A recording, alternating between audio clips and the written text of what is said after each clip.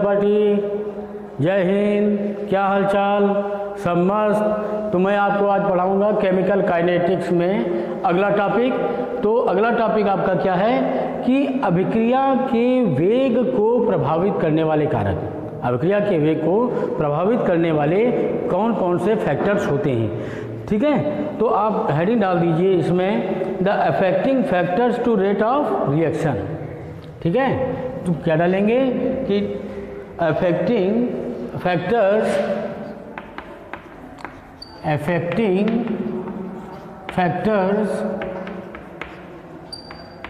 To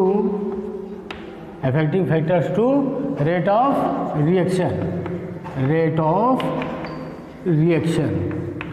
ठीक है, ये आपका पहले टॉपिक हो गया। तो रेट ऑफ रिएक्शन को, अभिक्रिया के वेग को प्रभावित करने वाले कौन कौन से फैक्टर्स होते हैं। तो इनमें सबसे पहला आता है जो अभिकारक की सांद्रता। कौन सी चीज़ आती है? अभिकारक की सांद्रता। ठीक है, कंसंट्रेशन ऑफ जो है रिएक्टेंट मोलिक्यूल्स, है ना। तो पहला टॉपिक आप क्या डाल देंगे? Concentration of reactant molecules. ठीक है, मतलब अभिकारक अणुओं की सांद्रता। हिंदी में क्या कह सकते हैं इसको? अभिकारक अणुओं की सांद्रता। कहने का मतलब किसी भी रासायनिक अभिक्रिया में अगर हम क्या करें, जो अभिकारी पदार्थ हैं, अभिकारक अणु हैं, ठीक है, जो आपके कौन सी चीज़ है? रिएक्टेंट हैं। अगर रिएक्टेंट का हम कंसंट्रेट बढ़ा दें, रिएक्टेंट का हम क्या कर दें? कंसंट्रेट बढ़ा दें, तो कंसंट्रेट बढ़ाने पर उसके मॉलिक्यूल्स क्या हो जाएंगे? बढ़ जाएंगे। मॉलिक्यूल्स क्या हो जाएंगे? उसके बढ़ जाएंगे। तो कहने का मतलब मॉलिक्यूल्स के बढ़ने पर क्या हो जाएगा? उसकी सांद्रता भी, उसकी अभिक्रिया का वेग भी बढ़ सकता है। तो कंडीशंस कैसे होती हैं? आपका टेम्परेचर कितना हो? स्थिर हो। कहने का मतलब स्थिर ताप पर किसी अभिकारक की सांद्रता बढ़ा देने पर उसकी अभिक्रिया का वेग क्या होता है? बढ़ जाता है। ठीक है, तो ये क्यों होता है? क्योंकि इसमें अणुओं के टक्कर की संख्या बढ़ जाती है। जो प्रभावी अणु होते हैं, अणुओं के प्रभावी टक्करों की संख्या बढ़ जाती है, इसलिए अभिक्रिया का वेग भी बढ़ जाता है। तो हम क्या करेंगे? इसमें क्या होता है? टेम्परेचर आपका क्या हो? इक्वल हो, मतलब आपका क्या हो? टेम्परेचर आपका कांस्टेंट हो, या आपका 25 डिग्री सेल्सियस केल्विन हो। ठीक है, 273 केल्विन हो टेम्परेचर, है ना। इतने टेम्परेचर पे अगर आप क्या कर सकते हैं? कंसंट्रेशन को आप क्या करते हैं? इंक्रीज करते हैं। कंसंट्रेशन क्या करते हैं? इंक्रीज करते हैं। कंसंट्रेशन आप बढ़ा देते हैं, तो इनके जो कोलेशंस है, मतलब अणुओं की टक्कर की जो दर है, ठीक है, तो वो क्या हो जाती है? रेट ऑफ, ठीक है,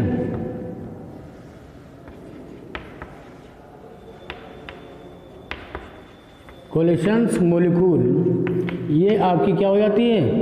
ये भी आपकी क्या होती है? इंक्रीज होती है। कहने का मतलब कंसंट्रेशन बढ़ा देंगे, टेम्परेचर आपका क्या है? आपका स्थिर है। स्थिर ताप पर किसी भी पदार्थ की सांद्रता बढ़ा देने पर उसके अणुओं की संख्या बढ़ जाती है। अणुओं की संख्या बढ़ने पर क्या होता है कि रेट ऑफ रिएक्शन जो आपका है, रेट ऑफ रिएक्शन, वो भी आपका क्या होता है? आपका इंक्रीज होता है। रेट ऑफ रिएक्शन भी आपका क्या होता है? इंक्रीज होता है। तो पहली चीज़ ये हो गई, आपका पहला फैक्टर क्या हो गया? ये कि कंसंट्रेशन को बढ़ा देने पर, अगर कंसंट्रेशन जितना कम होगा उतना ही क्या हो जाएगी? अभिक्रिया का वेग घटेगा, और कंसंट्रेशन जितना ज़्यादा होगा उतना ही अभिक्रिया का वेग बढ़ेगा। अब दूसरी चीज़ आती है, इसको प्रभावित करने वाले कारक में आपका सेकंड टॉपिक कौन सा आ जाता है? टेम्परेचर। क्या आ जाता है? टेम्परेचर, है ना। तो आपका सेकंड टॉपिक जो है आपका, वो क्या है? टेम्परेचर। तो टेम्परेचर बढ़ाने पर, ठीक है, जब हम किसी चीज़ का क्या करते हैं? टेम्परेचर हम बढ़ा देते हैं। ठीक है, रिएक्टेंट का क्या करते हैं? टेम्परेचर बढ़ा देते हैं। तो टेम्परेचर के बढ़ाने पर, टेम्परेचर हम क्या करते हैं? इंक्रीज कर रहे हैं। तो इसका जो क्या होती है? जो मोलिक्यूल्स होती हैं आपके, मोलिक्यूल्स की क्या होती है? आप मोलिक्यूल्स की काइनेटिक एनर्जी क्या होती है? काइनेटिक एनर्जी, ये भी क्या होती है? इंक्रीज होती है। ये भी क्या होती है? काइनेटिक एनर्जी भी इंक्रीज होती है। जब काइनेटिक एनर्जी इंक्रीज होगी, काइनेटिक ऊर्जा बढ़ेगी, मतलब गतिज ऊर्जा बढ़ेगी। जब गतिज ऊर्जा बढ़ती है तो अणुओं में टक्कर संख्या बढ़ जाती है। अणुओं में क्या होती है, प्रभावी टक्करों की संख्या वो क्या हो जाती है, बढ़ जाती है। ठीक है, तो इसमें क्या हो जाएगा, कोलिशंस ऑफ मॉलिक्यूल्स भी क्या हो जाएगी, कोलिशंस ऑफ मॉलिक्यूल ये आपकी क्या हो जाएगी, ये भी आपकी इंक्रीज हो जाएगी। जब अणुओं की प्रभावी टक्करों की संख्या आपकी बढ़ी तो कहने का मतलब आपका क्या है, रेट ऑफ रिएक्शन भी आपका क्या होता है, इंक्रीज होता है। रेट ऑफ रिएक्शन क्या होता है आपका, इंक्रीज होता है, मतलब रेट ऑफ रिएक्शन भी आपका क्या होता है, बढ़ जाता है। तीसरी चीज़ जो तीसरा फैक्टर होता है वो कि क्या होती है, प्रेजेंस ऑफ कैटेलाइट, मतलब उत्प्रेरक की उपस्थिति। तीसरी चीज़ क्या है, उत्प्रेरक की उपस्थिति। जब किसी उत्प्रेरक में आपने पढ़ा होगा कैटेलाइट चैप्टर में कि कुछ उत्प्रेरक ऐसे होते हैं जो अभिक्रिया के वेग को बढ़ा देते हैं, कुछ उत्प्रेरक ऐसे होते हैं जो अभिक्रिया के वेग को घटा देते हैं। तो अभिक्रिया का वेग कब बढ़ता है और कब घटता है, तो है ना, कौन से उत्प्रेरक होते हैं। ठीक है, तो कहने का मतलब जो कुछ ऐसे उत्प्रेरक जो आपका अभिकारक है, रिएक्टेंट है, रिएक्टेंट की एक्टिवेशन एनर्जी क्या कर देते हैं, कम कर देते हैं। रिएक्टेंट की क्या करते हैं, एक्टिवेशन एनर्जी कम कर देते हैं। ठीक है, जिसके कारण उनका रेट ऑफ रिएक्शन क्या हो जाता है, बढ़ जाता है। तो पहली चीज़ यहाँ पर क्या आ गई आपकी, इसमें क्या आप लिख देंगे, अगला टॉपिक पॉइंट आपका कौन सा हो जाएगा कि प्रेजेंटेशन ऑफ कैटेलाइट, प्रेजेंटेशन ऑफ कैटेलाइट। ठीक है, तो कैटेलाइट के प्रेजेंटेशन में क्या होता है कि इसकी बहुत ही कम मात्रा होती है। समझ गए, कैटेलाइट की क्या होती है, बहुत ही कम मात्रा होती है। इसमें एक्टिवेशन एनर्जी क्या होती है, जो एक्टिवेशन एनर्जी है वो आपकी क्या हो जाती है, बढ़ जाती है। ठीक है, यहाँ पर क्या हो जाता है, एक्टिवेशन एनर्जी क्या होती है, कैटेलाइट में क्या होती है, एक्टिवेशन एनर्जी क्या होता है, ये इंक्रीज कर देता है, मतलब सक्रियण ऊर्जा। एक्टिवेशन एनर्जी मतलब सक्रियण ऊर्जा, ये क्या होती है आपकी, डिक्रीज होती है। ठीक है, तो सक्रियण ऊर्जा के कम होने पर, एक्टिवेशन एनर्जी के डिक्रीज होने पर क्या होता है, इसके एक्टिवेशन जो है एक्टिव मॉलिक्यूल्स की संख्या क्या हो जाती है, इंक्रीज होती है। एक्टिव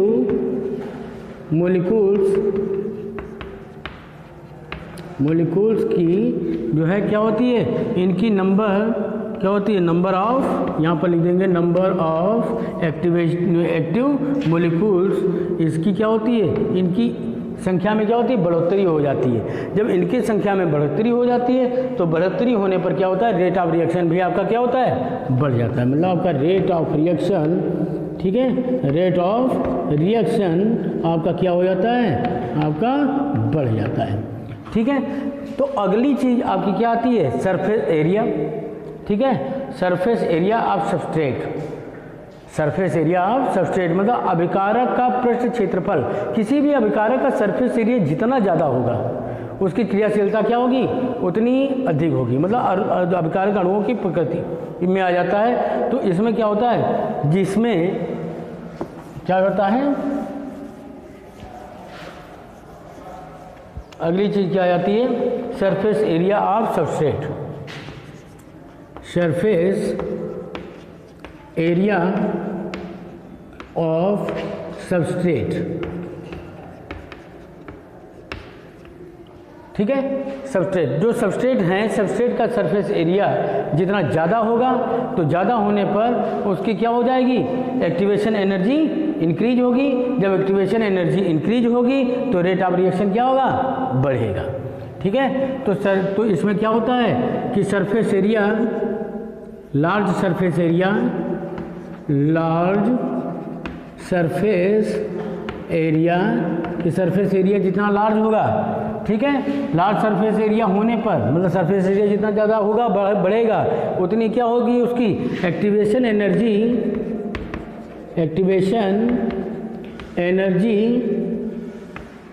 ऑफ मोलिक्यूल क्या हो जाएगी, बढ़ेगी। ये क्या होगी, ये भी इंक्रीज होगी।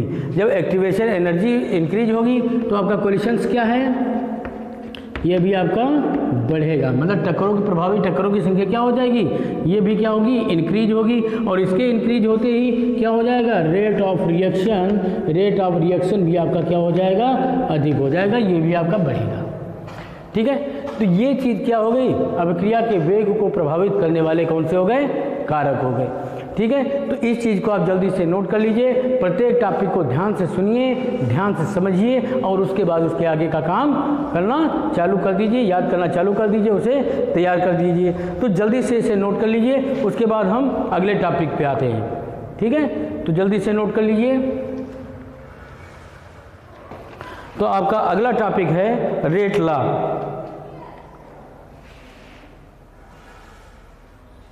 ठीक है, अगला पॉइंट आपका क्या आता है, रेट लॉ। टॉपिक डाल दीजिए पॉइंट।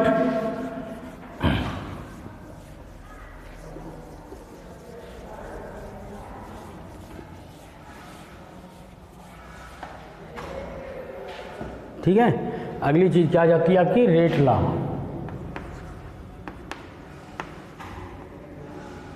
रेट लॉ क्या होता है, तो रेट लॉ आपका क्या है कि the rate of reaction is directly proportional to concentration of reactant. क्या लिख देंगे, the rate of reaction is, rate law में the rate of reaction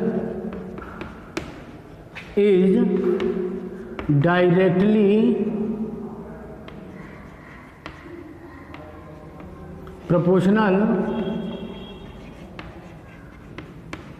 proportional the rate of reaction is directly proportional to concentration of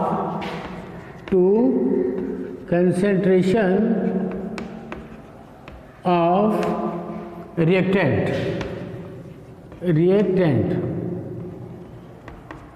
ठीक है, कहने का मतलब अभिकारक जो होते हैं, अभिकारक अणुओं की सांद्रता क्या होती है, अभिक्रिया के वेग के क्या होती है, प्रोपोर्शनल होती है। क्या होती है, अभिक्रिया के वेग के प्रोपोर्शनल होती है। जैसे आपकी रिएक्शन ये दी है ए से आपका बन रहा है प्रोडक्ट बी, ये आपका क्या है, रिएक्टेंट है, ये आपका क्या है, रिएक्टेंट है, और ये आपका क्या है, प्रोडक्ट है, ये आपका क्या है, प्रोडक्ट है। ठीक है, तो कहने का मतलब इसके मोलों की संख्या कितनी है, यहाँ पे n दी हुई है, इसके भी मोलों की संख्या कितनी है, यहाँ पे n दी हुई है। तो रेट ऑफ रिएक्शन यहाँ पर क्या हो जाएगा, रेट लॉ में rate of reaction is directly proportional to, मतलब आर प्रोपोर्शनल टू, तो क्या हो जाता है, कंसंट्रेट जो किसी की सांद्रता होती है, सांद्रता को क्या करते हैं, एक्टिव मास के रूप में लिखते हैं। तो इसका कंसंट्रेशन क्या हो जाएगा, ए, और ए की पावर क्या हो जाएगी, एन क्या नंबर ऑफ मोल है, ये यहाँ पर क्या हो गई, n। ठीक है, और यहाँ पर rate of reaction R equal to proportional sign हटा देंगे तो क्या आ गया, K, यहाँ पर A की पावर क्या हो जाएगी, n।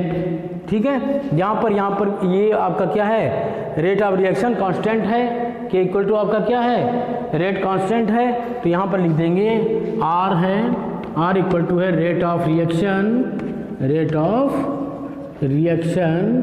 ठीक है, और K आपका क्या है, कांस्टेंट ऑफ